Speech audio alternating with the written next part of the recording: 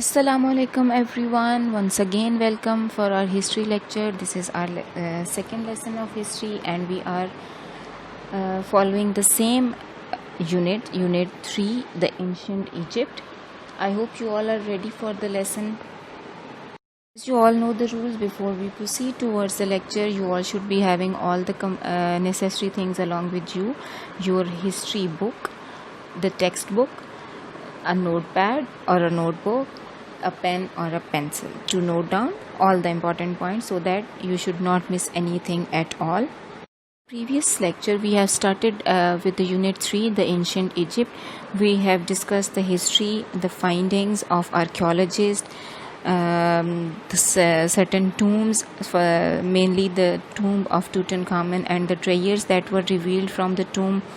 Then we have discussed the history, that why Egypt is known more than Indus Valley civilization, what are the reasons behind it. Then archaeological evidences and their importance was discussed. Then one significant thing was the way Egyptians were mummifying their dead bodies, the way they were burying them, and all this was based on their religious beliefs. Now we have the second part of this same unit, and in this different content will be discussed. That should be observed in this lecture are the importance of River Nile, the story of Great Pyramid, how was it built, how many laborers were included in it, what was the measurement, how the measurements were taken out, then the division of Egyptian history, in how many parts the history is divided, and then some of the significant pharaohs of Egypt. This all will be discussed and you all should be noting down all the important points related to these specific lines so that you should not miss anything important. And before proceeding towards the lecture, we have a list of some difficult words that we might come across as word bank. This is your word bank. First of all, we have civilization. It is actually the society, culture and way of living of a particular area. Then we have dynasty. Dynasty is a ruling period, a line of hereditary rulers of a country. Papyrus is a kind of paper that was made from reed in Egypt. Pyramid, a monumental structure with square or triangular base. Pyramids were made by Egyptians first, and then it has taken the status of building or a shape overall. A cubit, it is a mathematical measurement. Then we have constellations, a group of stars forming a recognizable pattern. Ramps, a sloping surface. These ramps were used during the construction of pyramids that we will study for further. Famine, extreme scarcity of food. When there is no food to eat, the condition is called famine. The situation is called famine. Drought is the shortage of water, not the normal shortage, but abnormal low rainfall cause such shortage that can cause ultimate deaths in the area. When you don't have water at all to drink, that condition is called drought. So this is your word bank. Okay, our first topic is the shape of River Nile related to the shape of ancient Egypt. That is on your page number 28. The question is being posed for you. How did the River Nile shape ancient Egypt? So the map of River Nile is given on the same page. If you go through the map closely, you will see that the beginning of River Nile, some arrows are there showing you the direction. So in the start, in the beginning, Kush is written. This is the state from where the River Nile is beginning, and the ending is Lower Egypt, where Nile Delta is present, and then it is entering into the Mediterranean Sea. This is the course of River Nile, and then Upper and Lower Egypt is mentioned as well. Some of the states, for example, Kush, Nubia, Euphrates, Nikin, Western Desert, Thebes, Lake Meroz, These all things are mentioned along, and this is telling that how river Nile, the flow of the river, is shaping the valley of ancient Egypt. What river Nile actually is, the information is given on page number 28. I want all of you to match these points that are mentioned in the slide with the points in the book and keep underlining all the figures and dates. Around 5,000 years ago, roughly about the same time as civilization sprang up around Indus River in the modern Pakistan, between Tigris and Euphrates River in the modern Iraq, and around the Yellow River in China, some independent city-states were developing along the river Nile in Egypt. So they were united to form one long stretched out kingdom ruled by one pharaoh, and pharaohs are the kings. We have discussed it earlier as well.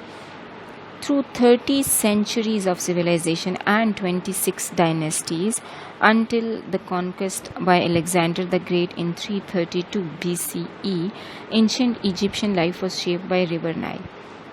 It flowed over 6,000 kilometers from modern Sudan until pouring into the eastern Mediterranean. So it covers almost 6,000 kilometers. That is a big distance, and then it enters into the eastern Mediterranean. Nile is considered as very important source of water for Egyptians.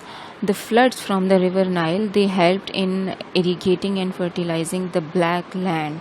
The Black Land is the land Egypt. Egyptians were totally dependent on the annual floods of Nile to irrigate and fertilize the Black Land next to the river, on which they could grow crops and keep animals.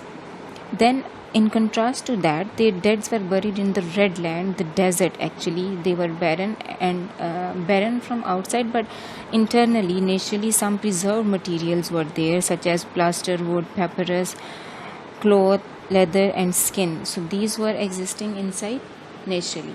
Then all the things that were present inside the desert, they were taken out later on by archaeologists, and they were recorded as well. Until the building of Great Pyramids, they were hidden, but then archaeologists started revealing the way they have revealed the tombs, they have revealed the deserts as well, and they have found all these naturally existing treasures. Egypt is considered as the land of sand, and in that sand some pyramids are there, and they are the unique quality of Egypt. None other than Egypt, any state, any country is having such remarkable buildings. These pyramids were built in ancient ages, but the way they were built is remarkable, and it is a wonderful way. The way it was measured, the sophistication of their mathematics is shown in their ability to plan the foundations of these pyramids. They used a scale with a type of measurement called a cubit. Right now we might be aware of this measurement, but at that time the thing that wonders us is that how were they able to use such measurement, and the symmetry of the pyramids is amazing as well. The Great Pyramid that is built at Giza, it was actually built for King Khufu. It enclosed the tomb of King Khufu. It is 140 meters high, and its length is 200 meters. Its sides are larger than 2 football pitches. Imagine how big and how large it is. We have discussed earlier as well that sophistication of Egyptian mathematics is shown by their ability to plan the foundations of pyramids, and they have used the scale. And they have made it in a scale with the type of measurement called a cubit. Then if we look closely, Egyptians' scientific thinking is shown by the fact that they could position the foundations of the pyramids so that each side pointed to a different direction of compass. That is, like east, west, north and south, they all were covered by all the 4 sides of the pyramids excellently. It is thought that they were able to identify north by noticing that certain stars which encircle the North Pole appear to remain stationary in the night sky, and then observing those stars, they have noticed the North Pole, even as they observed that other constellation of stars appear to move over time, but some of the stars of the North Pole, they were remaining stationary in the night sky. Then it is thought that around 5,000 permanent workers took 20 years to build the Great Pyramid, with support from around 20,000 temporary workers who joined them for a few months before returning home each year. So some of them were staying there permanently. They were 5,000 in number, the permanent ones, and the other ones, 20,000, they were the temporary ones. Maybe some of them were leaving because of the burden of the work. Some of them were leaving because of they were homesick, or some of them might be leaving due to their health issues, any issue that was coming, but they were not the permanent workers. And it almost took 20 years to build that Great Pyramid. Such a huge duration that was taken to build one pyramid. To build the pyramid, rams were used to haul the huge stones up the side of the pyramid. Obviously, it was not the matter of human strength to move those stones. Then they used plumb line to ensure that the sides of the pyramids were straight, and then they used ramps to haul the huge stones up the sides of the pyramids. This is again amazing, the way they have measured it as a square with a type of measurement called cubit. In the same way, the way they hauled the huge stones up on the sides of the pyramids, the way they have made it straight, perfectly straight, using the plumb line, this all is amazing. Then one more significant fact is that the pyramid was cased in gleaming white limestone, and the stone placed at the top of the pyramid was gilded to catch the sunlight. The sunlight was coming on that stone, and then it was shining. It is thought that a shaft pointing out the pyramid towards the star above the North Pole was intended to show the king's soul the way to the afterlife in the stars. In their religious beliefs, we have seen that they believe in the life after death. So whenever, according to them, obviously I won't say that according to me, according to them, whenever the king's soul would be waking up, so that soul would be needing some light to travel for afterlife journey. So that stone was placed on the top of pyramid for that purpose. For us, it's interesting and somehow funny as well, but for them it was quite a different scientific thought. So let it be, we can't do anything for it. Coming towards the division of Egyptian history, that how it was divided, it has a very simple division. It was divided into 3 periods. Period 1, the Old Kingdom. Period 2, the Middle Kingdom. Period 3, the New Kingdom of Egypt. Every period, every kingdom had its own significance, value, and it kept on adding towards the advancement of Egypt. With every new era coming forward, all the advancement that Egypt has seen, they actually developed during a course of time during all these 3 periods. So we'll go through the details of all the 3 periods one by one, and we'll see that which period, which kingdom had what advancement and which kind of achievements were there in that kingdom. First of all, we have period 1, the Old Kingdom. The duration of this period is between 2686 to 2181 BCE. It is actually the period that started from the 3rd dynasty and it ended in the 6th dynasty. During all these dynasties, it has faced a lot of ups and downs as well. Somewhere it has seen its height and somewhere it has seen its decline due to the due to certain factors. When actually the height of this kingdom was under 4th dynasty, when Great Pyramid at Giza was erected. During the 5th dynasty, again it was trade actually that brought wealth to Egypt. So these two dynasties, the 4th and 5th one, they have added into the advancement of Egypt. For the trade links, Egyptian ships brought goods such as ebony, ivory, incense, and metals such as gold and copper, and all these things from Egypt they used to travel as far as Lebanon and other kingdoms of Punt as well, that is now called as Somalia. But when it entered into the 6th dynasty, the old kingdom, it collapsed due to the civil wars, due to the famine, and due to drought.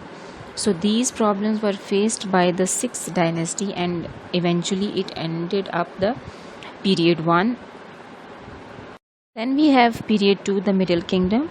The duration of this period is from 2055 BCE to 2165 BCE, and it includes the reigns of 11th and 12th dynasties. As we all know that Thebes, it is actually at that time in ancient eras, it was the most powerful of Egyptian states, and the king of Thebes, his name was Mentuhotep II. You might find some names weird, but actually these were the Egyptian names of the kings and pharaohs. So he succeeded in his 39th year of rulership. He succeeded in reuniting the whole Egypt under his rule, and he established actually the 11th dynasty.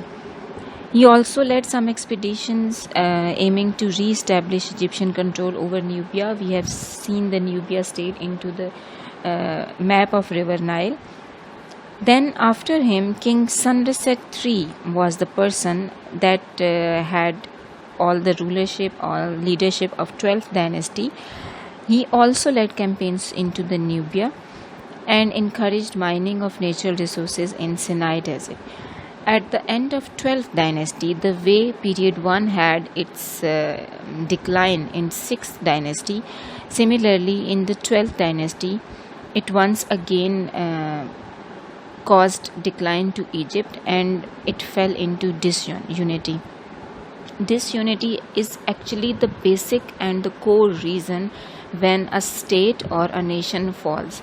When the people of the state, when the nation is not united among themselves, obviously they cannot contribute towards the advancement of their country. So disunity was actually the reason of collision of period 2. After the collapse of period 2, Egypt entered into a new era, and that era is called its period 3 or New Kingdom of Egypt. The New Kingdom covers the period between 1572 to 1540 BCE and the reigns of 18th, 19th and 20th dynasties. 18th and 19th dynasties were known as the dynasties in which Egypt was known as the greatest military power. In 18th dynasty, Tutankhamun ruled over Egypt as a child king for 10 years, and during his reign, it was his efforts that Egyptian armies became more powerful and Egyptian rule extended into the Asia. After that, similarly in 19th dynasty reinforced Egypt's status as a great military power, and 20th dynasty succeeded in successfully driving out hostile invaders. However, so many wars drained the Egyptian treasury of money. Obviously, we need manpower, we need weapons, and many other things. Many other factors are there that need money to be spent on. So, in all these, starting from period 1, then 2, then 3, in all these periods, in all these years, Egypt was spending a lot of money in wars. So, eventually, it resulted in the end of, or it made the Egyptian treasure less. After the end of the New Kingdom period, Egypt was actually conquered 3 times. First of all, it was Persians who conquered it, then Greeks, and lastly by Romans. It was not to be independent again until the 20th century CE. So till then it remained under the rule of Romans. After that, people led many wars to get themselves free. Egypt was not one of the most stable state of the ancient civilizations, but it actually experienced times when it was a great and prosperous empire, trading widely across the Mediterranean and into the Asia and Africa. At other times, Egypt suffered foreign invasions and civil wars as well. This is discussed earlier. The fortunes of Egypt partly depended on the strength or weaknesses of its rulers. Obviously, it is a very common thing. It is a very common fact that the rulers are the ones who are to determine the fate of their nation. Then some of the significant pharaohs of Egypt are King Menes or Narmer. He united the lands of Upper and Lower Egypt. Then King Khufu. He built the Great Pyramid at Giza. Then comes a female pharaoh, a female king, Hatshepsut. She was a successful female king. Then Akhenaten tried to change the way Egyptians worship, but in that trial, he was angered, he has to face the angers of many powerful priests as well. Obviously, if you try to change the ways of worship and the ways that were followed by people since many ages, then you will be suffering as well, and you have to face some troubles. Then we have a greatest military leader, and his name was Ramesses II. So these are some of the Egyptian pharaohs that were very significant and important in the history because of what they have done. I hope you have understood all the concepts. There were two major things. First of all, it was River Nile and how is it shaping the ancient Egypt. Then we had the building of Great Pyramid, the way it was built and how amazingly the work were taken out. And the third was the division of the history. Lastly, we had the names of some significant pharaohs.